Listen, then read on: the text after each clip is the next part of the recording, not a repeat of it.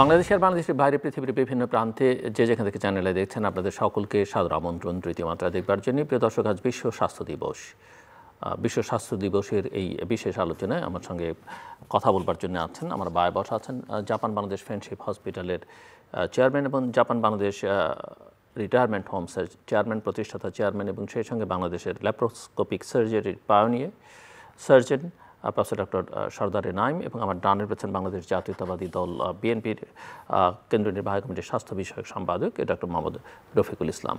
স্বাগত আপনাদের দুজনকে তৃতীয় মাত্রা। প্রফেসর ডক্টর সরদারে নাইম, আপনার কাছ থেকে আজকের এই বিশেষ দিবসের প্রেক্ষাপট, তাৎপর্য এবং এবারকার প্রতিপাদ্য বিষয় নিয়ে শুনতে চাই। ধন্যবাদ জিল্লুর। অ্যাজ ইউজুয়াল আবার ধন্যবাদ চ্যানেলে এবং তৃতীয় মাত্রাকে স্বাস্থ্য বিষয়ক কথা বলার জন্য সুযোগ করে দেওয়ার জন্য। তো এভরি এপ্রিল 7 এটাকে ওয়ার্ল্ড হেলথ অর্গানাইজেশনের পক্ষ থেকে বিশ্ব স্বাস্থ্য দিবস হিসেবে পালিত হয়। প্রতি বছর এই দিনটির জন্য বিশ্ব স্বাস্থ্য সংস্থা একটি থিম চুজ করে এবং হাইলাইট করে, এবং যেটি সারা বছরের তার কার্যক্রমের মধ্যে যার প্রভাব থাকে, এবং ওই পুরো বছর ধরেই এটার উপরে ক্যাম্পেইন চলতে থাকে। তো এখানে একটু ব্যাকগ্রাউন্ড দেই, ওয়ার্ল্ড হেলথ ডেটা কীভাবে আসলো।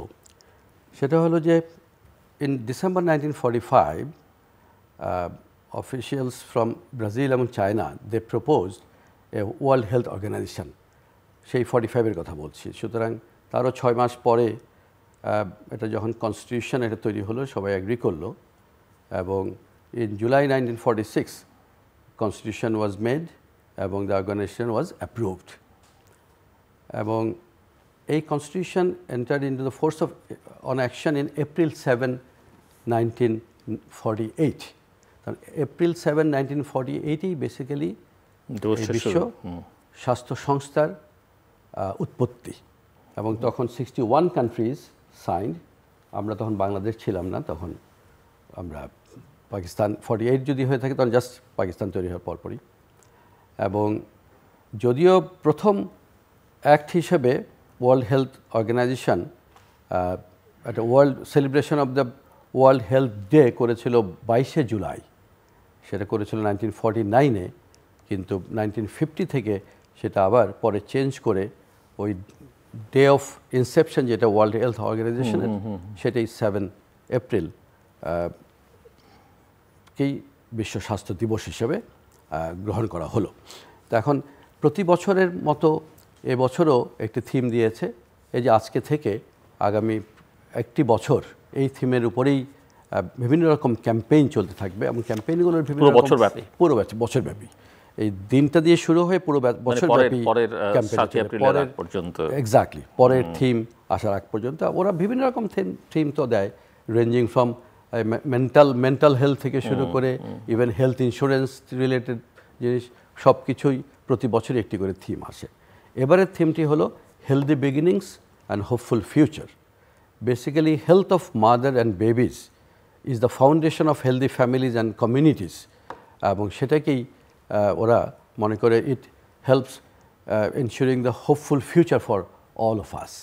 যার জন্য এবছরের প্রতিপাদ্য ব্যাপারটাই হলো healthy beginnings and hopeful future, এবং যেখানে helping every women and baby survive and thrive, এই কথাটাই এবার খুব স্পষ্টভাবে এসছে। যেখানে গত 20 থেকে অনেকগুলো বছরই নার্সেস অ্যান্ড মিডওয়াইফসদের নিয়ে অনেক কাজ হয়েছে, এবং এবার healthy mother and healthy babies এবং সেফ ডেলিভারি, এবং এই যে নিওনেটাল মর্টালিটিকে কমিয়ে নিয়ে এসে যেন সারা বছর বিভিন্নভাবে সারা পৃথিবীতে বিভিন্ন দেশ যেটি বিশ্ব স্বাস্থ্য সংস্থার আন্ডারে আছে তারা যেন কাজ করে, সেই বার্তা নিয়েই এবারের বিশ্ব স্বাস্থ্য দিবস আমরা প্রতিপালন করতে যাচ্ছি।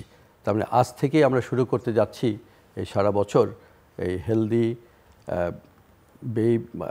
ফ্যামিলিজের জন্য, যে health of mother and babies is the foundation of A healthy family, সেই জিনিসটাকে এনশিওর করার জন্যই এই দিবসটির মাধ্যমে আমরা অ্যাওয়ারনেস ক্রিয়েশনের জন্যই আজকে এই দিবসটি পালন করছি। এটি বিভিন্নভাবে পালিত হয়, সরকারি প্রাইভেটলি সবভাবেই পালিত হয়। তো সরকারও বিভিন্নভাবে নিশ্চয়ই পালন করছেন, এবং আমরাও প্রাইভেট সেক্টর থেকেও বিভিন্ন হাসপাতালগুলো ওয়ার্ল্ড হেলথ ডে হিসেবে এটাকে বেশ আড়ম্বরের সাথেই আমরা পালন করি অ্যাওয়ারনেস ক্রিয়েশনের জন্য। ডক্টর ইসলাম, একটু আপনার কাছ থেকে শুনতে চাই, অতীতে ক্ষমতায় থাকা, ভবিষ্যতে ক্ষমতায় আসবার সম্ভাবনা আছে এরকম একটি রাজনৈতিক দলের স্বাস্থ্য বিষয়ক সম্পাদক হিসেবে সূচনা বক্তব্য, সামগ্রিকভাবে এই দিবস এবং বাংলাদেশের স্বাস্থ্য ব্যবস্থা নিয়ে আপনার ভাবনা। ধন্যবাদ তৃতীয় মাত্রাকে এবং চ্যানেল আইকে এই মুক্ত পরিবেশে আজকের এই বিশ্ব স্বাস্থ্য দিবস ওয়ার্ল্ড হেলথ ডে আলোচনা করে দেওয়ার সুযোগ করে দেওয়ার জন্য। আমি খুব ভালোই বলেছেন জিলু ভাই আপনাকে। আপনার নিশ্চয়ই খেয়াল আছে যে 2022 সালে বাংলাদেশ জাতীয়তাবাদী দল, তখন আমি স্বাস্থ্য বিষয়ক সম্পাদক হিসেবে একটি এই বিশ্ব স্বাস্থ্য দিবস উদযাপন করেছিলাম হোটেল পূর্বানীতে। That was the theme was our planet our health. এই থিমে তখন বিশ্ব স্বাস্থ্য দিবস 2022-তে হচ্ছিল। কিন্তু খুব দুর্ভাগ্যের বিষয়, আমরা প্রেস ক্লাব থেকে একটা র্যালি করলাম। র্যালি করে হোটেল পূর্বানীতে যখন আসি, তখন কিন্তু আমরা পুলিশ দ্বারা অবরুদ্ধ, এবং আমার পুরো প্রোগ্রামটাকেই তারা পারমিশনের এতে, আমি বললাম যে আমি পারমিশন আমার নেওয়া আছে থানা থেকে, আপনারা দেখতে পারেন সেই কাগজ। তো আমি সেই সময় ছিলাম বাধাগ্রস্ত। আর আজকে আপনি এখানে এসেছি আজ মুক্ত পরিবেশে আলোচনা করার জন্য। তাই আসলে দেখেন, এটা আমাদের স্যার খুব ভালোভাবে বলেছেন যে প্রতি বছরে আসলে একটি থিম থাকে, এবং সেই থিমটাকে নিয়েই কিন্তু সারা বছর এই বিশ্ব স্বাস্থ্য সংস্থা তারা কাজগুলো করে যান। যেহেতু এবারে theme healthy beginnings hopeful future, তা আমরা আসলে এই হেলদি বিগিনিংস যেটা মা তার শিশুর থেকে যেটা শুরু হয়, হেলদি বিগিনিংসটা, এবং আমরা আশা করি যে এই ফিউচারটা হোপফুল ফিউচার, তার ফিউচারটাকে গড়ে তোলার জন্যই কিন্তু আসলে এই টোটাল থিমটাই বিশ্ব স্বাস্থ্য সংস্থার দেওয়া। এবং সেটা আমাদের দেশেই নয়, সারা বিশ্বেই এর এফেক্ট পড়ে থাকে। এবং আপনি জানেন যে বিশেষ করে যেমন আমি ছোট্ট একটি উদাহরণ দিই, তাহলে আপনি বুঝতে পারবেন। যেমন প্রতি বছর যে খাদ্যের যে ভেজাল, এই খাদ্যের ভেজালের কারণেই কিন্তু প্রায় বাংলাদেশেই প্রায় গর্ভবতী মায়ের প্রায় 15 লাখ বিকলাঙ্গ শিশুর কিন্তু জন্মগ্রহণ হচ্ছে। 15 লাখ বাংলাদেশে বছরে। তাহলে এই সমস্যাগুলোকে থিমগুলোকে কিন্তু চিন্তা করেই এই বিশ্ব স্বাস্থ্য সংস্থা কিন্তু এগিয়ে যাচ্ছে। এবং প্রতি বছরই এক একটা থিম দেয়। যেমন গত বছরের থিম ছিল মাই হেলথ মাই রাইট। সুতরাং এই যে আমাদের যে অধিকার, স্বাস্থ্য নিয়ে আমাদের যে অধিকার, স্বাস্থ্য নিয়ে আমাদের যে ঝুঁকি, সেগুলো নিয়েই কিন্তু আমাদের কাজ। এটা দল তার পারফরমেন্স কাজ করেন, দল তাকে চিন্তাভাবনা করেন কীভাবে স্বাস্থ্য সংস্থাকে, যেমন এটা কিন্তু স্যার কিন্তু বলেছেন যে এটা শুধু গভর্নমেন্ট লেভেলেই কিন্তু এটা পালিত হয় না। আমরা বাংলাদেশ জাতীয়তাবাদী দলের পক্ষ থেকেও কিন্তু আমরা এই ধরনের কর্মসূচিগুলো দিয়েছি, যে মানুষকে স্বাস্থ্য সচেতনতা কীভাবে এগিয়ে নেওয়া যায় সেই জন্য। এবং আপনি জানেন যে বিশেষ করে অনেকগুলো সেক্টর আছে, যেমন বলতে পারেন যে পরিবেশ দূষণ, বায়ু দূষণ, শব্দ দূষণ, এগুলো নানান ধরনের যে প্রবলেমগুলো আমাদের দেশে অ্যারাইজ করে, সেগুলো আমরা ডিটেলস পরবর্তীতে আলোচনা করব। তো সেই থিমগুলোকে নিয়েই যদি আমরা চিন্তা করি, তাহলে কিন্তু আমরা কি ভবিষ্যতে আমরা কী করতে পারবো সেটা নিয়ে আগে দেখতে পারি। আপনার নিশ্চয়ই খেয়াল আছে, যেমন প্লাস্টিক নিয়ে যেটা পলিথিন, বাংলাদেশ জাতীয়তাবাদী দল যখন ইন 2001 থেকে 2006 তখন কিন্তু এই পলিথিনটাকে নিষিদ্ধ করেছিল এবং বাংলাদেশে কিন্তু এটা প্রথম। স্যার আপনি নিশ্চয়ই খেয়াল আছে, বাংলাদেশে কিন্তু এটা প্রথম যে 2002-তে কিন্তু পলিথিন নিষিদ্ধ করেছিল। এবং কারণ সারা বিশ্বে দেখবেন যে পলিথিনটাকে এটা রিসাইকেল করে ওরা, কিন্তু আমাদের দেশে সেই সুযোগটা কিন্তু নেই। তো যার কারণে ওই সময়কার গভর্নমেন্ট তখন একটা কিন্তু ডিসিশন দিয়েছিল যে পলিথিনটাকে নিষিদ্ধ করে। এখন এটি বদলে হয়তো অনেক কিছু তৈরি হচ্ছে, চটের ব্যাগ বা বিভিন্ন ইয়েতে সেই সুযোগটা হচ্ছে। তো আমরা বাংলাদেশ জাতীয়তাবাদী দলের পক্ষ থেকে এই বিশ্ব স্বাস্থ্য সংস্থার যে দিবসটি পালিত হচ্ছে আজকে থেকে, আমরা আশা করি যে হোপফুলি এটি আরও বাংলাদেশের এই মুক্ত পরিবেশে এবছর আরও ভালো করবে, এবং সেই হিসাবে বাংলাদেশ জাতীয়তাবাদী দলের যতটুকু সহযোগিতা যেখানে দরকার সেটুকু করবে। আমি জাস্ট আপনার কাছে একটু শুনতে চাই যে আমরা জানি দেশে অনেক রিফর্মসের কথা হচ্ছে, আপনারা গত কয়েক বছর ধরে আপনাদের কিছু সুনির্দিষ্ট রিফর্মসের প্রস্তাবনা আছে বা অঙ্গীকার আছে। স্বাস্থ্য খাতকে ঘিরে বিএনপির আসলে ভাবনাটা কি, আগামী দিনে ক্ষমতায় গেলে কি করবে? দেখেন, আমরা যেটা লক্ষ্য করেছি যে বাংলাদেশে অনেক উন্নয়ন হচ্ছে, অগ্রগতি হচ্ছে, কিন্তু সবই দৃশ্যমান, কিন্তু হার্ডওয়্যারে অনেক বেশি মনোযোগ আমাদের সফটওয়্যারের চাইতে, শিক্ষা স্বাস্থ্য ওই জায়গাগুলো সবচেয়ে বেশি অবহেলিত। ইভেন বাজেটের দিক থেকেও যদি আমরা বিবেচনা করি তেমন না। সো আপনার কাছে একটু শুনতে চাই যে দেখেন যে আমি এই কথাটা আপনাকে বলতে চাচ্ছি যে I guess you are the right person. In 2022 আমাদের যে অ্যাক্টিং ছিলেন দলের চেয়ারম্যান, অ্যাক্টিং চেয়ারম্যান জনাব তারেক রহমান, উনি কিন্তু একটি ওই অনুষ্ঠানে একটি অডিও ক্লিপে বক্তব্য দিয়েছিলেন এবং তিনি তখনই কিন্তু বলেছিলেন যে একটি বিশেষজ্ঞ টিমের সহযোগিতায় বাংলাদেশের স্বাস্থ্য ব্যবস্থাকে এনএসএস এর আদলে কীভাবে গড়ে তোলা যায় সেই ব্যাপারে এখন থেকে তার চিন্তা ভাবনা।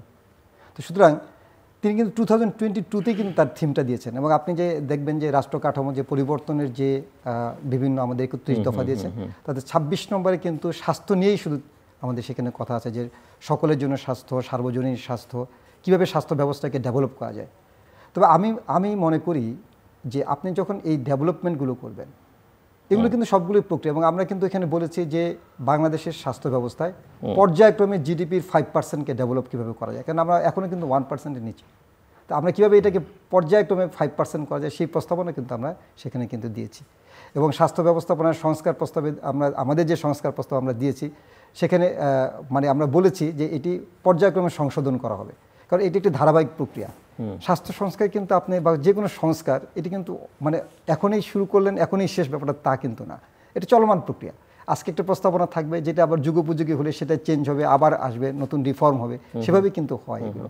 তা আমরা এগুলো স্বল্পমেয়াদী, মধ্যমেয়াদী, দীর্ঘমেয়াদী বিভিন্ন ধরনের পরিকল্পনা আমরা স্বাস্থ্য সংস্কার কমিশনকে দিয়েছি এবং আমরা কিন্তু এখানে এনশিওর করেছি যে please consult with the others sectors of this এই হেলথ সেক্টর, বিশেষ করে হেলথ সেক্টরে যারা অন্যান্য যারা সংগঠন আছেন এবং সোসাইটি আছেন তাদের সকলের সাথে আলোচনা করে আপনারা এই সংস্কারগুলোকে করেন, তাহলেই কিন্তু স্বাস্থ্য সেক্টরে এই ডেভেলপমেন্টটা সম্ভব। এবং আপনি জানেন যে বিগত ফ্যাসিস্ট সরকারের সময় আপনি শুধু করোনাকালীন সময় যদি চিন্তা করেন যে দুর্নীতির মাত্রা কোথায় গিয়েছিল, আপনি যে ডাক্তারদের যে গাউন ইউজ করা বা মাস্ক ইউজ করা সেখানেও পর্যন্ত দুর্নীতি ছিল। সুতরাং এই সেক্টরগুলোকে কীভাবে আপনি ডেভেলপ করবেন, সেইখানে ডেভেলপ করতে গেলে, কারণ স্বাস্থ্য সেক্টরের দুর্নীতির ক্ষেত্রে কিন্তু 8ম স্থান বাংলাদেশে। তো সুতরাং এই দুর্নীতি যদি আপনার মাত্রাটাকে কমিয়ে নিয়ে আসতে পারেন তাহলে এই সেক্টরের ডেভেলপমেন্ট অনেকাংশেই সম্ভব। সেই আমি এখানে কিছু স্ট্যাটিস্টিক্স দিব, যেহেতু এবারের থিম ম্যাটারনাল অ্যান্ড চাইল্ড বা নিউবর্ন হেলথ নিয়ে। তো বেসিক্যালি এবারের যে ইয়ার লং ইনিশিয়েটিভ আমাদের থাকছে two raise awareness about the preventable deaths. আমরা যদি বলি preventable deaths of either mother or the child, তো দেখুন সারপ্রাইজিংলি এখনও প্রায় nearly 300,000 women die every year from complication related to pregnancy। এবং ইভেন এটা সবচেয়ে আরও কষ্টকর ব্যাপার হলো যে over 2 million babies lose their lives within the first month of their life। তো এটার আমাদের দেশেও একটা বিরাট অংশ এর মধ্যে আছে, কিন্তু these are all preventable deaths. তো প্রিভেন্টেবল যেটাকে আমরা প্রিভেন্ট করতে পারি বলে আমরা বিশ্বাস করি, সেটা হওয়া কিন্তু সত্যি অ্যাকসেপ্টেবল না, বা we cannot really carry on that. এবং every hour every day tragically on an average যদি বলা হয় 1 preventable death occurs either mother or child in every 7 seconds worldwide। সুতরাং এই যে একটা ভয়াবহ চিত্র, তার মানে we are really far away from the target, আমরা এটাকে ঠেকাতে পারছি না। তো সেই জন্যই তো আমাদের কি করা উচিত, এই যে অ্যাওয়ারনেস ক্রিয়েশনের জন্য যে কাজগুলো আমাদের করা উচিত, সেখানে কিন্তু আমাদের কিভাবে আমরা ম্যাটারনাল নিউবর্ন হেলথকে সাপোর্ট করার জন্য আমরা যেসব কাজগুলো করা উচিত, সেটা আজকে আমার সাথে জাতীয়তাবাদী দলের স্বাস্থ্য বিষয়ক সম্পাদক আছেন, যাদের একটা বিরাট রোল আছে। আমি মনে করি লিডারদের এখানে ইজ ভেরি ইম্পর্টেন্ট রোল, এবং he himself a doctor and associate professor of urology. কিন্তু আমরা ডাক্তার হিসেবে যখন কাজ করি তখন সব ধরনের অসুস্থতা এবং রোগ ব্যাধি নিয়ে আমরা কাজ করি। তো এই যে accessible high quality health care, that is true. আমাদের তাবৎ জনগোষ্ঠীর যেই পপুলেশনের মধ্যে ম্যাটারনাল এবং চাইল্ড হেলথ সবচেয়ে বেশি অবহেলিত, তাদেরকে আমরা সেই হাই কোয়ালিটি হেলথ কেয়ারে অ্যাক্সেস দিতে পারি না। সেটা পারার জন্য আমাদের regardless where from they are coming, সেটা আমাদের একটা দায়িত্ব বলে আমরা মনে করি। এবং সেখানে কিন্তু শুধুমাত্র আমরা হয়তো অ্যাওয়ারনেস ক্রিয়েশনের জন্য প্রাইভেট সেক্টর এবং গভর্নমেন্ট সেক্টরে আমরা বিভিন্ন রকমের অনুষ্ঠানাদি করতে পারি, আমরা র্যালি করতে পারি, মানুষকে জানাতে পারি যে why the maternal health and child specially নিউবর্নের জন্য প্রেগনেন্সি পিরিয়ডে maternal health is so important, কারণ we need to prevent both maternal and newborn baby death. তো সেই অ্যাওয়ারনেসের সাথে সাথে আমাদের গভর্নমেন্টের পক্ষ থেকে যেই স্ট্রাকচার্ড সিস্টেম তৈরি করা উচিত, সেটা ডেফিনেটলি বিভিন্ন সময়ে হয়ে আসে নাই। যতটুকু হওয়া উচিত ছিল সেটা হয় নাই। কাগজে কলমে আমরা যতটা দেখি, বেসিক্যালি প্র্যাকটিক্যাল ফিল্ডে যে কিন্তু আমরা অনেকাংশেই তার অনুপস্থিতিতে লক্ষ্য করতে পারি। সেই জন্য আমরা যারা প্রাইভেট সেক্টরে কাজ করি তারা শুধু চিৎকার করে বলতেই পারে, কিন্তু at the end of the day policy makers should come forward to take care of all this things. যেমন মেন্টাল এই সময়ে প্রেগনেন্সির সময় যে মেন্টাল হেলথ সাপোর্টও যে লাগে, তাদের ফুড অ্যান্ড নিউট্রিশনের ব্যাপারটাও তাদেরকে জানাতে হয়, এবং সেখানে এডুকেশন এবং অ্যাওয়ারনেস ক্রিয়েশন, এবং ইভেন সাম কেসেস যে অ্যাড্রেসিং নন কমিউনিকেবল ডিজিজেস গুলো, যেমন ডায়াবেটিস, হাইপারটেনশন সহ যেসব মায়েরা থাকছেন আমাদের দেশে। তো যেগুলো আপনি জানেন, একটা পার্টিকুলার ক্লাসে বা একটা পরিবেশ থেকে যারা আসেন তাদের মধ্যে কিন্তু যে ঘরে বাচ্চা প্রেগনেন্ট লেডি আছেন তার যে স্পেশাল কেয়ার ফ্যামিলির সবারই নেওয়া উচিত, সেই জিনিসটা আমরা অনেকাংশেই ভুলে যাই। সেটার ব্যাপারে আমাদের অ্যাওয়ারনেস ক্রিয়েশন করা, এবং সেটাকে আমরা বলি support from the family, which is very important. এবং এই ওয়ার্ল্ড হেলথ ডে 2025-এ আমাদেরকে যদি আবার একটা রিমাইন্ডার দেয়, the urgent need to focus on maternal and newborn health. এবং আমাদের একটি ছোট বাচ্চা জন্ম নেওয়ার পর তার জন্য যে ধরনের সাপোর্ট সিস্টেম আমাদের ফ্যামিলি থেকে শুরু করে এবং সোসাইটি এবং ইভেনচুয়ালি দ্য হেলথ সিস্টেম তার জন্য সেটা দিতে রেডি আছে কি না, সে যদি না হয় তাহলে ন্যাচারালি একটা হেলদি বেবি কখনোই একটা হেলদি সোসাইটি বা হেলদি কান্ট্রি তৈরি করার জন্য রেডি হবে না। তো সেই জন্যই আমি মনে করি এই ধরনের দিবসগুলোতে আমরা যারা কথা বলছি, সেই কথা বলার পাশাপাশি যেটা আপনি বলবেন যে হার্ডওয়্যার অ্যান্ড সফটওয়্যার দুটোই যখন কম্বিনেশন দরকার হয়, যে আমাদের এই কথাগুলো যদি বৃথা চলে যায় তাহলে আমরা হয়তো সারা বছর চিৎকার করেও সেটার কোনো ফল পাবো না, যদি in practically in real during the real time of need তারা রিয়েল সাপোর্টটা না পায় the mother's and the families. এবং আমি মনে করি সেই জন্যই আপনার এই ধরনের অনুষ্ঠানের মাধ্যমে আমরা শুধু জনগণের কাছেই পৌঁছাতে চাই না, আমরা পলিসি মেকার এবং স্বাস্থ্য সম্পর্কে, বিশেষ করে আজকে রফিক যেখানে আছে স্বাস্থ্য বিষয়ক সম্পাদক হিসেবে, এবং ভবিষ্যতে যদি বিএনপি পাওয়ারে আসে তাহলে সেই হেলথ সেক্টরে হেলদি মাদার অ্যান্ড হেলদি বেবিজের জন্য কী কী করণীয় সেটা স্ট্রাকচার্ড ওয়েতে সেটা ওনারা করে যাবেন, পলিসি মেকিং করে যাবেন, এবং আমরা সাপোর্ট দিয়ে যাব, আমি সেই আশাই ব্যক্ত করি। সো ডক্টর রফিক, আপনি আমাদেরকে একটু বলেন যে আপনারা বাংলাদেশের স্বাস্থ্য খাতের যদি আমি একটা দুটো বা তিনটে প্রধান সমস্যা আইডেন্টিফাই করতে বলি, কী করবেন? মূল সমস্যা কি যেখানে অ্যাড্রেস করা সবচেয়ে আগে জরুরি? হ্যাঁ, দেখেন বর্তমানে যে এখন যে আরেকটা হচ্ছে যে আমরা একটু হেলথ এডুকেশন নিয়ে যদি কথা বলতে চাই, প্রচুর আমি সেটাই জি প্লিজ ক্যারি অন। দেখেন বর্তমানে যে একটা হচ্ছে হেলথ এডুকেশন, সেকেন্ড হচ্ছে যে আমরা নার্সেস, টেকনিশিয়ানস এইসব জায়গাগুলোতে কতটা নজর দিচ্ছি। বিশেষ করে যে দেখেন স্বাস্থ্য সেক্টরে যে আপনার যে ডেভেলপমেন্টটা, এগুলো কিন্তু একটা কম্বাইন্ড ডেভেলপমেন্ট হতে হয়। এবং স্বাস্থ্য সেক্টরে ডেভেলপমেন্ট করতে হলে আপনার যেমন শিক্ষার কারিকুলাম থেকে শুরু করে শিক্ষা, সেটা আপনার স্যার নিশ্চয়ই জানেন যে বর্তমানে আমাদের কিন্তু অ্যাক্রিডিটেশনের প্রবলেম দেখা দিয়েছে, এবং আমাদের কিন্তু সেটা কিন্তু নেই বর্তমানে। তাহলে এই যে স্বাস্থ্য শিক্ষা থেকে শুরু করে স্বাস্থ্য, বিশেষ করে হাসপাতালগুলোতে যে পরিবেশ, সেই পরিবেশগুলোতে কিন্তু আপনাকে নজর দিতে হবে। এবং স্বাস্থ্য সেক্টরে যে কাজ করতে গেলে যে দুর্নীতির মাত্রাটা যেটা আসছে, বারবার একই কথা আসছে যে দুর্নীতির কথাটা আসছে, এই দুর্নীতিকে কিন্তু আপনাকে অবশ্যই রোধ করতে হবে। এবং এখন আপনাকে যার জায়গায় যার যেখানে যোগ্যতা আছে সেই যোগ্যতা অনুসারেই তাকে সেই জায়গাতে তাকে কাজ করার সুযোগ দিতে হবে। তাহলে কিন্তু আপনি সম্ভব এগুলোকে কিন্তু আপনার ডেভেলপমেন্ট করা।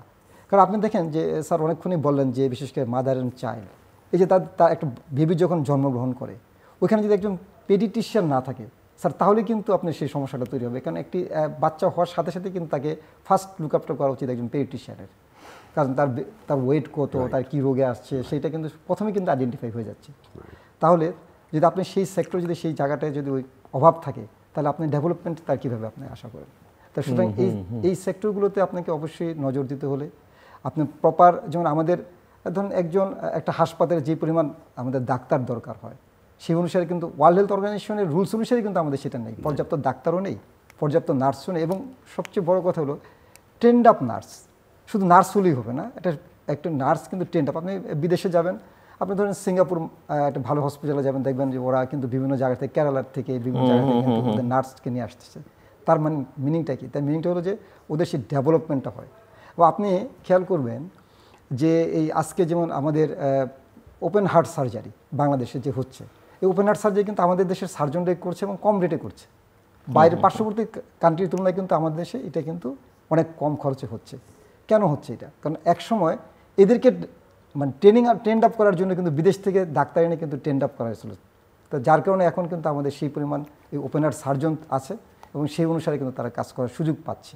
তো এগুলো সেক্টরগুলোতে যদি প্রতিটা সেক্টরে যদি আপনি সুদূর প্রসারে যে আজকে আগামী স্বল্প মেয়াদিতে কী করবেন, মধ্যমেয়াদিতে কী করবেন, দীর্ঘমেয়াদিতে আপনি কী পরিকল্পনা করবেন, সেই ধরনের পরিকল্পনাগুলো যদি থাকে, তাহলে কিন্তু আপনার এই স্বাস্থ্য সেক্টরে কিন্তু অন্যান্য সেক্টরের মতো স্বাস্থ্য সেক্টরকে ডেভেলপ করা সম্ভব। আরও দুটো প্রশ্ন করতে চাই, এটা ডক্টর নাইমের কাছে আমি যাচ্ছি। যে একটা হচ্ছে যে স্পেশালি ডক্টরদের অনেক বেশি মোটিভেশন দরকার। অনেক আপত্তি রোগীদের অনেক সময় থাকে যে ডক্টররা পর্যাপ্ত সময় দেন না, ডক্টররা ভালো ব্যবহার করেন না, এটা একটা। আরেকটা জিনিস আমরা প্রায়শই দেখি, সাম্প্রতিককালও দেখেছি যে রুগীদের সঙ্গে বিল নিয়ে, রুগীদের সঙ্গে কোনো একটা রুগী মারা গেলে অনেক অপ্রীতিকর ঘটনা ঘটছে হসপিটালে, এবং সেগুলো নিয়ে সেই সময় বিল নিয়ে হইচই হয়। সাম্প্রতিককালেও বেশ কিছু ঘটনা ঘটেছে। একটা বিষয় আমি আবার নিজেও কথা বলতে গিয়ে পাল্টা আক্রমণের শিকার হয়েছে। তো এই বিষয়গুলো একটু আমি আপনাদের কাছে শুনতে চাই। আমি আপনার কাছে আসছি। সো দ্যাট দেখেন, আসলে আপনি এটা ঠিকই বলেছেন যে ডাক্তারদের যেটা প্রথমেই আমাদের যেটা মেইন সমস্যাটা কোথায় হয়, মেইন সমস্যাটা হয়তো প্রপার কাউন্সিল। আপনি কিন্তু একটা রুগী যখন আসে, আমরা যদি প্রপার কাউন্সিল তাকে করে দিই যে আপনার রুগীর বর্তমান কন্ডিশনটা কি, ফিউচারে এইটা, এই রুগীর জন্য আমরা যে কোনো সার্জন, আমরা দুজনেই কিন্তু এখানে আলোচনায় আসছি, দুজনে আমরা সার্জন।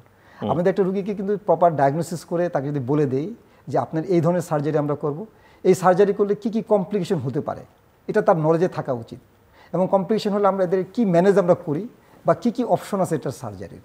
তাহলে কিন্তু যদি আমরা প্রপার, তার মিনিংটা কি, মিনিংটা হলো যেটাই যে আমরা যদি প্রপার কাউন্সিলিং করি, তাহলে কিন্তু রুগীদের এই ধারণাটা থেকে কিন্তু অনেকাংশে সরে আসবে। এবং আপনি বাইরে যখন যাবেন, আপনি দেখবেন যে পার্শ্ববর্তী দেশ বা এতে কিন্তু এখন হয়তো রুগীর সংখ্যা ওদের অনেক কমে গেছে, আমাদের এখান থেকে যাওয়ার সংখ্যাটা কমেছে। কারণটা কি? কারণ আমরা কিন্তু এই জায়গা থেকে কিন্তু অনেকাংশে সরে আসছি। এবং আমাদের বিশেষ করে আমি অ্যাপ্রিসিয়েট করবো যে ইয়ং জেনারেশনের যে ডক্টররা আসছেন, তারা হাইলি ট্রেন্ড আপ, এবং তারা কিন্তু এখন চেষ্টা করে রুগীদের সাথে প্রপার কাউন্সেলিং করার জন্য, এবং আমাদের স্যাররাই কিন্তু তাদেরকে এই লাইনেই কিন্তু নিয়ে এসেছেন। এবং তারা কিন্তু, আমি জানি যে যেমন ল্যাপারোস্কোপিক সোসাইটি আছেন, স্যার কিন্তু সেখানে ট্রেন্ড আপ করেন ল্যাপারোস্কোপিক সার্জনদেরকে, এবং তারা স্যার কিন্তু সেখানে বলেই দেন যে আমি নিজেও ল্যাপারোস্কোপিক সার্জারিতে এই সোসাইটির আন্ডারে ট্রেনিং করেছি। তো তারা কীভাবে একটা রুগীর সাথে কাউন্সেলিং করবো, কী করবো, এই ট্রেন্ড আপটা আগে যেটা ছিল না, এখন কিন্তু সেটা অনেকাংশে ডেভেলপড হয়ে আসছে। এটা শুধু ডাক্তারদের ক্ষেত্রে হলে হবে না, কারণ কাউন্সেলিং একটা পার্ট হলো কিন্তু আমাদের সিস্টাররাও, এবং বাইরে কিন্তু সিস্টারে কিন্তু এই কাউন্সেলিংয়ের পার্টটা করে থাকে। তো সুতরাং এই কাউন্সেলিং পার্টটা কিন্তু তাদেরকে ওই জায়গায় যদি আমরা যদি ট্রেন্ড আপ করে তুলতে পারি, হায়ার ট্রেন্ড আপ দিই, ট্রেনিং নিয়ে আসে, তাহলে কিন্তু তাদের পক্ষে সম্ভব যে তারাও এইটাতে চলে আসবে। আর ডাক্তারদের যেটা রুগীদের সাথে যেটা বললেন, দেখেন বাইরেও কিন্তু ডাক্তারদের সংখ্যা অনেক বেশি, রুগীর সংখ্যা অনেক কম। আমাদের দেশে কিন্তু রুগীর সংখ্যা অনেক বেশি, ডাক্তারের সংখ্যা তুলনামূলক কম। তো যার কারণে ডাক্তারদেরকে এই লোডটাকে নিতে হয়। একটু গভর্নমেন্ট হসপিটালে যাবেন, দেখবেন যে সবাই কিন্তু সেই গভর্নমেন্ট হসপিটালের উপরে অনেকটা বড় ধরনের প্রেশার ক্রিয়েট করতেছে, কিন্তু সেখানে কিন্তু ডাক্তারের সংখ্যা কিন্তু অনেকাংশ কম। তাহলে ওই স্বল্প সংখ্যক ডাক্তারকেই বেশি সংখ্যক রুগীকে ম্যানেজ করতে হচ্ছে, এবং পারিপার্শ্বিক সব ব্যবস্থাকে করেই নিয়েই। সুতরাং এই জায়গাটাও আমাদের রুগীদেরও যেমন কনসিডার করতে হবে এবং ডাক্তারদেরকেও কনসিডার করতে হবে। এবং আমরা কিন্তু এই আপনি যে বলেছেন জুলভাই, আমরা কিন্তু এই স্বাস্থ্য সুরক্ষা আইন, সেই স্বাস্থ্য সুরক্ষা আইনের যে সংস্কার, সেই সংস্কারে কিন্তু বাংলাদেশ জাতীয়তাবাদী দলের পক্ষ থেকে কিন্তু আমরা সেই প্রস্তাবনাটাই দিয়েছি যে আপনারা যে স্বাস্থ্য সংস্কার আইন করছেন, সেই স্বাস্থ্য সংস্কার আইনে যেন সেটা শুধু ডাক্তারদের নয়, যে হসপিটালে তার চিকিৎসা সেই হসপিটালের কি সুবিধা দিবেন তাদেরকে সেইটারও যেন ব্যবস্থা থাকে, এবং রুগীদের জন্য সেই ব্যবস্থার জন্য প্রপার সিকিউরিটি যেন থাকে একটা রুগীর। তাহলে কিন্তু আপনার এই স্বাস্থ্য সুরক্ষা আইনটি সঠিকভাবে বাস্তবায়ন সম্ভব হবে, এবং সকল সেক্টরের সাথে সেটা আলোচনা করেই আপনাদেরকে সেটা করা উচিত। এবং আমাদের এই কথা বলার কারণেই কিন্তু গভর্নমেন্ট পরবর্তীতে অনেকের সাথে অনেক স্টেক হোল্ডারদের সাথে কিন্তু পরবর্তীতে তারা কথা বলেছেন। সো ডক্টর নাইম, একটু আপনার কাছ থেকে শুনতে চাই, এবং জানি কিছু কিছু প্রক্রিয়ার সঙ্গে আপনি যুক্ত আছেন। আমার প্রশ্নগুলো অনেকটাই আপনার সঙ্গে সম্পর্কিত, নার্সেস ট্রেনিংয়ের সঙ্গে, আমি যদি বলি হসপিটালের সঙ্গে, ডক্টর হিসেবে আপনাদের তো ডক্টর রফিক তো বললেন আপনার কাছে। নিশ্চয়ই ধন্যবাদ। এখানে আমি একটু কয়েকটা পয়েন্ট নিয়ে একটু আলোচনা করব। আসলে আমাদের যেই প্রতিনিয়ত যেই এই যে অবস্থার শিকার হতে হয়, সেটার জন্য কিন্তু অনেকগুলো ফ্যাক্টর দায়ী। একটা আমার রফিক অলরেডি বলেছে যে ডক্টর পেশেন্ট রেশিও, আমাদের ডাক্তারের সংখ্যা পেশেন্টদের তুলনায় অনেক কম, এবং সেই কারণে পেশেন্টদের একটা এক্সট্রা লোড সবসময় ডাক্তারদের উপরে থাকে। After all doctor also is a human being. অনেক সময় সেই ওই যে কাউন্সেলিং যতটা করা উচিত, যতটা করা দরকার, সময়ের অভাবে হোক বা অতিরিক্ত প্রেশারের কারণেই হোক, সেটা তাদের হয়ে ওঠে না, কিন্তু আমরা প্রতিনিয়তই সেটার ব্যাপারে খুব এমফাসিস দেওয়ার চেষ্টা করছি। দ্বিতীয় কথা হলো যে আমাদের এখানে কিন্তু আমরা বেশিরভাগ রোগী, যদি প্রাইভেট সেক্টরের কথা বলি, হসপিটালে যান না, ওনারা যান ডাক্তারের কাছে। ইভেন প্রাইভেট হসপিটালগুলোতেও সবসময় আপনি চেষ্টা করি যে who is the best doctor for this. আসলে এই যে বেস্ট ডক্টরকে খুঁজে বের করা, সেটা কিন্তু ওই ডাক্তার তথাকথিত বেস্ট ডক্টরের উপর, কারণ আমি বিশ্বাস করি পার্সোনালি বেস্ট ডক্টর বলে কোনো কথা নেই।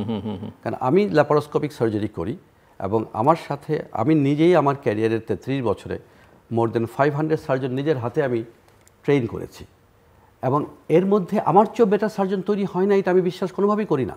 কিন্তু রোগীরা যদি এখনও ওই কোনো কারণে আমাকেই খুঁজে বেড়ায়, বা এই জাতীয় বেস্ট ডাক্তার কিছু খুঁজে বেড়ায় বা সিনিয়র ডাক্তার খুঁজে বেড়ায়, তখন ওই একজন ডাক্তারের উপরে কিন্তু প্রেশারটা অনেক বেশি বেড়ে যায়। এখানে খুবই একটা ইম্পর্ট্যান্ট কারণ কিন্তু related, the lack of medical insurance. Insurance সিস্টেমের যদি আন্ডারে হতো, তাহলে রোগীরা জানতো যে আমাকে ওই হসপিটালে যেতে হবে, নো ম্যাটার কোন হাসপাতালে আমাকে চিকিৎসা কে দিবে ওই হাসপাতালে। সে কিন্তু তখন তার চয়েসের থেকে বেশি হতো, চিকিৎসাটাই আসল চয়েস হতো।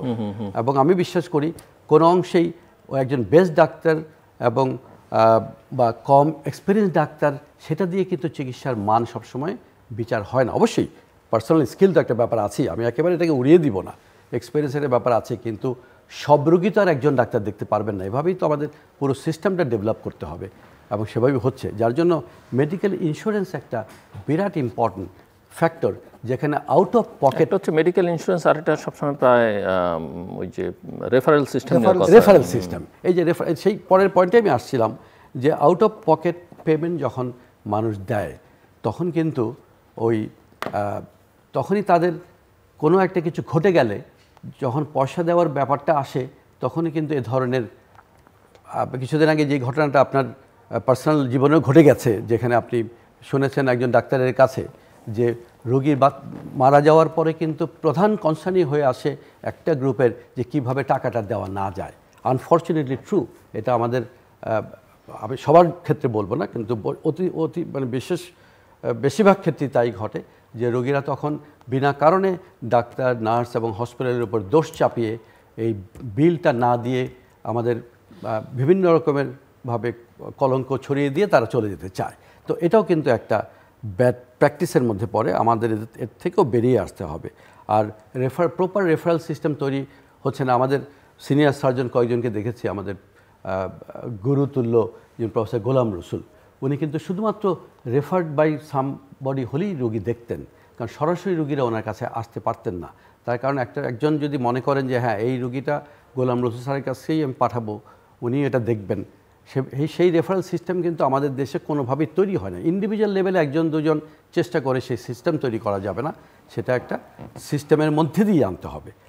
আর যেটা সবচেয়ে ইম্পর্টেন্ট জিনিস, আমাদের দেশে কিন্তু আপনি যেটা প্রথমেই বলেছেন, হার্ডওয়্যার তৈরি হচ্ছে, হসপিটাল তৈরি হয়ে যাচ্ছে, প্রচুর মেশিনারিজ আসছে, এবং মেশিনারিজগুলো ইনস্টলও করা হচ্ছে, কিন্তু ওইভাবেই আনইউজড পড়ে থাকছে, because there are no men behind the machines.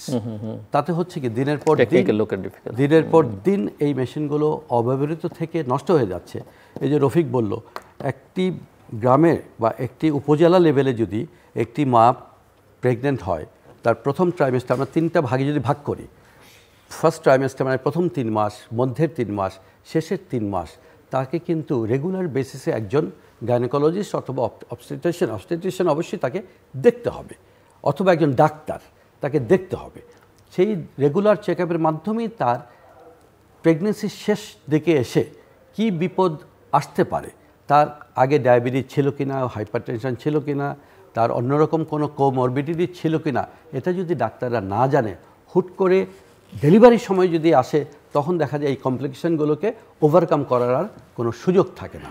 এই প্রপার সময়, যেমন পার্টিকুলার একটা সময় থেকে কিন্তু তার কিছু special supplement, vitamins, irons, calcium যেগুলো দরকার, সেগুলো কিন্তু প্রপারলি আমরা অনেক সময় তাদের হাতে পৌঁছাতে পারি না। এই জিনিসগুলোর জন্য কিন্তু আমাদের সেই ইন্ডিভিজুয়াল লেভেলে সেই সেট আপটা তৈরি করতে হবে, এবং বাচ্চা হওয়ার পরপরই প্রথম একজন পেডিয়াট্রিশিয়ান বা বাচ্চা সম্পর্কিত প্রচুর নলেজ রাখেন এরকম একজন ডাক্তার, এমবিবিএস ডাক্তার হলেও চলে, তাকে দেখতে হবে যে এই বাচ্চাটার কী কী অসুবিধা থাকতে পারে, যার জন্য 1 মাসের মধ্যে তার মৃত্যু ঘটারও চান্স আছে। তো এই যে কতগুলো ফ্যাক্টর এখানে জড়িত, এই ফ্যাক্টরগুলো কিন্তু শুধুমাত্র প্রাইভেট সেক্টরের কয়েকটি হাসপাতাল বা স্পোরাডিক্যালি কিছু ডাক্তার মিলে আমরা এটা করতে পারবো না। এটা একটা as a whole health system. এই যে সংস্কারের কথা এত শুনছি, আমি জানি না সংস্কার, হেলথ সেক্টরের কতটা সংস্কার করা সম্ভব, এবং হেলথ সেক্টরে কয়েকটা কমিটিও হয়েছে, প্রচুর সংস্কার করার জন্য কিন্তু কমিটি তৈরি হচ্ছে। এবং আমার বিশ্বাস এই যদি এই নতুন পরিবেশে নতুন করে যদি আমরা নিজেদের ভুলগুলোকে শুধরে সংস্কারের মাধ্যমে আমরা যদি এগিয়ে নিয়ে যেতে পারি আমাদের স্বাস্থ্য ব্যবস্থাকে, আমি বিশ্বাস করি এই আজকের দিনে যে ওয়ার্ল্ড হেলথ অর্গানাইজেশনের যেই হেলথ ডে উপলক্ষে যে healthy mother and healthy baby নিয়ে যে কথাটা বলছি, সেটা যদি কিছুটাও আমরা উন্নতি করতে পারি, তাহলে আমি অত্যন্ত আনন্দিত হব। সো আমরা শেষের দিকে জাস্ট 2-3 মিনিট করে ক্লোজিং রিমার্কস হিসেবে ডক্টর রফিক। আজকের এই বিশ্ব স্বাস্থ্য দিবসে আশা করি যে বাংলাদেশের যে স্বাস্থ্য ব্যবস্থাটা, সেই স্বাস্থ্য ব্যবস্থাটা যেন ভালোভাবেই ডেভেলপমেন্টটা হয় এবং দুর্নীতির খাতগুলোকে যেন কমিয়ে আনতে পারে, এবং আমাদের যে প্রস্তাবনা যেগুলো আছে, বিশেষ করে যে স্বাস্থ্য বিমা বা রেফারেল সিস্টেম কিংবা সার্বজনীন যে স্বাস্থ্য ব্যবস্থা, যে আমরা যে প্রস্তাবনাগুলো দিয়েছি সংস্কার কমিশনে, সেইগুলো হয়তো ভবিষ্যতে ইনশাল্লাহ যদি আমাদের সেটা সুযোগ হয়, আমরা সেগুলোকে যেন যারাই থাকুক না কেন, যে গভর্নমেন্টেই নির্বাচিত হয়ে একটু সংস্কারের মাধ্যমে নির্বাচিত সরকার গঠন হয়ে আসুক, গণতান্ত্রিক সরকার আসুক, তারা সেগুলোকে বাস্তবায়ন করবে এবং তারা সেগুলোকে সঠিকভাবে সেটা বাস্তবায়ন করার জন্য প্রচেষ্টা করবেন। এবং আমি পুনরায় আশা করব যে সারা বছরে যে থিম, যে হেলদি বিগিনিংস হোপফুল ফিউচার, সেই থিমটা যেন বাস্তবায়ন হয় এবং ওয়ার্ল্ড হেলথ অর্গানাইজেশন সেগুলো বাংলাদেশের এই স্বাস্থ্য ব্যবস্থাকে ডেভেলপ করার জন্য তাদেরও যেন সুনজর এখানে থাকে, এই আশাবাদী আমি ব্যক্ত রাখি। প্রফেসর নাইম। হ্যাঁ, আমি শেষ 4টি পয়েন্ট বলে শেষ করব। সেটা কিন্তু হুয়েরই ওয়ার্ল্ড হেলথ অর্গানাইজেশনের পক্ষ থেকেই বলা হয়েছে।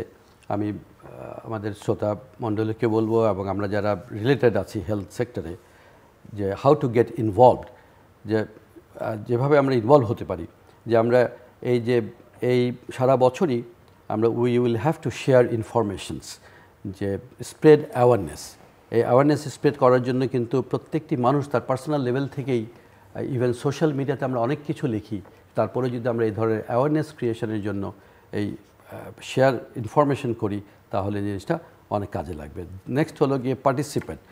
We need to, and our population need to attend different events, global ইভেন্টসগুলো এবং ম্যাটার্নাল এবং নিউবর্ন মর্টালিটির উপরে যে ধরনের ইভেন্টগুলো, এগুলোকে to end maternal newborn mortality, আমরা যেন এই ধরনের ইভেন্টগুলোতে পার্টিসিপেট করে নিজেদেরকে এডুকেট করতে পারি, আমরা লার্ন করতে পারি। রিলেটেড ডাক্তার এবং রিলেটেড মিডওয়াইফস, রিলেটেড নার্সেস যারা এই ফিল্ডে কাজ করে, সুতরাং তাদেরকে, এটা হলো নাম্বার 2।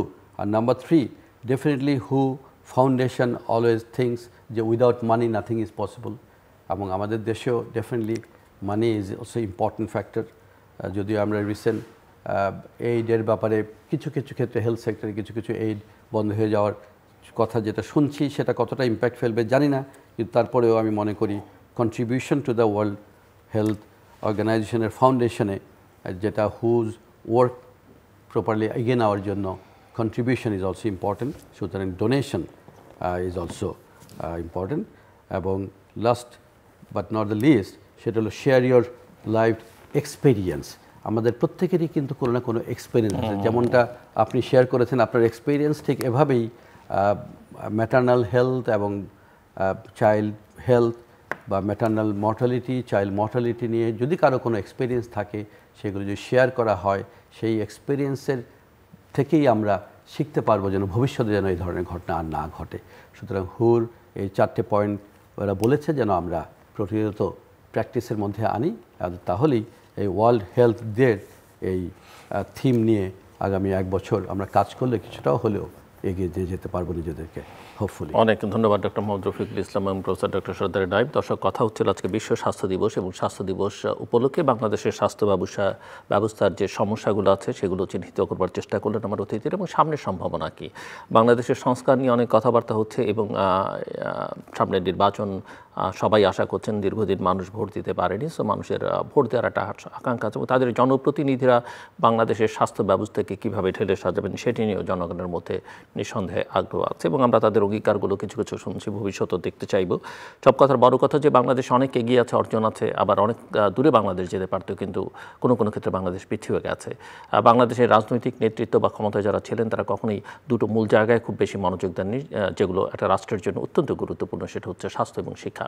এবারকার স্বাস্থ্য দিবসের যে প্রতিপাদ্য বিষয়, সেটা হচ্ছে শুরুটা একেবারে শিশু থেকে, যেখান থেকে যাত্রা শুরু করা দরকার এবং সেই জায়গাটাতে নজর দেওয়া। আমার অতিথিরা যেটা আপনার সবসময় বলি যে স্বাস্থ্য বিমার কথা, রেফারেল সিস্টেমের কথা, এই জায়গা, এবং বিশেষ করে আমরা প্রচুর হয়তো নেতৃত্ব বা দায়িত্বে যারা আছেন ব্যবসা বাণিজ্য করবার জন্যই প্রচুর মেশিনারি নিয়ে আসেন, কিন্তু সেগুলোর পেছনে যে মানুষ, জনশক্তি বা মানব শক্তি, তার উন্নয়নের দিকে নজর দেওয়া হয় না। সেক্ষেত্রে এই যে নার্সেস, ট্রেনার বা যারা ট্রেনিংয়ে দেয়, টেকনিক্যাল হ্যান্ডস, তাদেরকে ট্রেনিংয়ের যে ব্যবস্থা সেগুলো নিশ্চিত করা দরকার এবং আমাদের ডক্টরদেরও কিছু মোটিভেশন দরকার এবং একই সঙ্গে নাগরিকদেরও অনেক ক্ষেত্রে মোটিভেশন দরকার, যে তারা অনেক সময় আবেগের বশে অনেক সিদ্ধান্ত চিকিৎসকদের বা হসপিটালগুলোর উপরে ক্ষিপ্ত হয়ে ওঠেন।